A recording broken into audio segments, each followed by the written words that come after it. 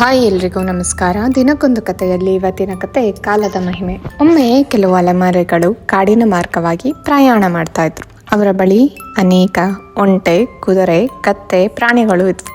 ಕತ್ತಲಾಗ್ತಾ ಬಂದ ಕಾರಣ ಕಾಡನ್ನು ದಾಟೋದು ಸುಲಭವಾದ ಕೆಲಸವಾಗಿರಲಿಲ್ಲ.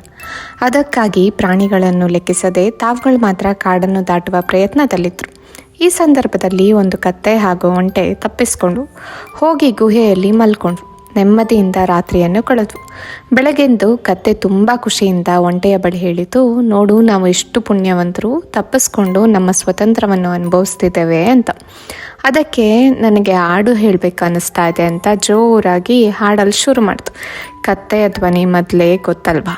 ಕತ್ತೆಯ ಧ್ವನಿ ಕೇಳಿ ಒಂಟೆಯು ಹೇಳಿತು, ಸ್ವಲ್ಪ ಹೊತ್ತು ಸುಮ್ಮನೆ ಇರು, ಯಾರಾದರೂ ನಮ್ಮನ್ನು ಕರೆದುಕೊಂಡು ಹೋಗ್ತಾರೆ ಹೀಗೆ ಮಾಡಿದ್ರೆ ಅಂತ ಹೇಳುತ್ತೆ.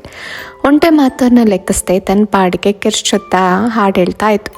ಅದೇ ಕಾಡಿನಲ್ಲಿ ಬೇರೆ ವರ್ತಕರು ಹೋಗ್ತಾ ಇದ್ರು. ಕತ್ತೆಯ ಧ್ವನಿ ಕೇಳಿ ಅದನ್ನು ಹಿಡಿದು ಕರೆದುಕೊಂಡು ಹೋಗಲು ಬಂದರು. ಜೊತೆಗಿದ್ದ ಒಂಟೆಯನ್ನು ಕೂಡ ಕರೆದುಕೊಂಡು ಹೊರಟರು. ಸ್ವಲ್ಪ ದೂರ ಹೋದ ನಂತರ ಒಂಟೆಯು ಹೇಳಿತು, ಸುಮ್ಮನೆ ಇದ್ದಿದ್ರೆ ನಮ್ಮ ಜೀವನ ಕಾಡಿನಲ್ಲಿ ಆರಾಮಾಗಿ ಇರ್ತಿತ್ತು, ಈಗ ನೋಡು ಎಷ್ಟು ಕಷ್ಟ ಎಂದು. ಅದಕ್ಕೆ ಕತ್ತೆ, ನಾನು ನನ್ನ ಖುಷಿಯಿಂದ ಹಾಡನ್ನಾದರೂ ಹಾಡಿದೆ, ನೀನು ಏನು ಮಾಡಿದೆ ನೋಡು, ಏನೂ ಅನುಭವಿಸ್ತಾ ಇದೆಯಾ ಅಂತ ಹೇಳ್ತು. ಕತ್ತೆ ಸುಸ್ತಾಗಿರೋ ಥರ ನಾಟಕ ಕೂಡ ಮಾಡ್ತು. ಒಂಟೆಯ ಮೇಲೆ ಕತ್ತೆಯನ್ನು ಹಾಕಿ ಎಲ್ಲರೂ ಸವಾರಿ ಮಾಡಲಿಕ್ಕೆ ಶುರು ಮಾಡಿದ್ರು. ಒಂದು ಸೇತುವೆ ಬಳಿ ಬಂತು. ಒಂಟೆಗೆ ಕತ್ತೆ ನಾಟಕ ಮಾಡುತ್ತಿದ್ದು ತಿಳಿಯಿತು.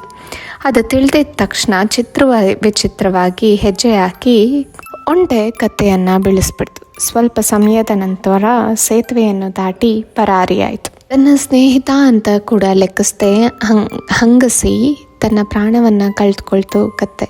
ಸುಮ್ಮನೆ ಇದ್ದಾರೆ ಅಂತ ಸುಮ್ಮನೆ ಯಾಮರ್ಸೋದಕ್ಕೂ ಹೋಗಬಾರ್ದು ಅಂತ ಹೇಳ್ತಾ ಇವತ್ತಿನ ಕಥೆಯನ್ನು ಮುಗಿಸ್ತಾ ಇದ್ದೀನಿ. ನಾಳೆ ಮತ್ತೊಂದು ಹೊಸ ಕಥೆಯೊಂದಿಗೆ ಮತ್ತೆ ಭೇಟಿಯಾಗೋಣ ಅಂತ ಹೇಳ್ತಾ, ಕೀಪ್ ಸ್ಮೈಲಿಂಗ್, ಸರ್ವೇ ಜನ ಸುಖಿನೋ ಭವಂತು. Thank you so much. Universal love you.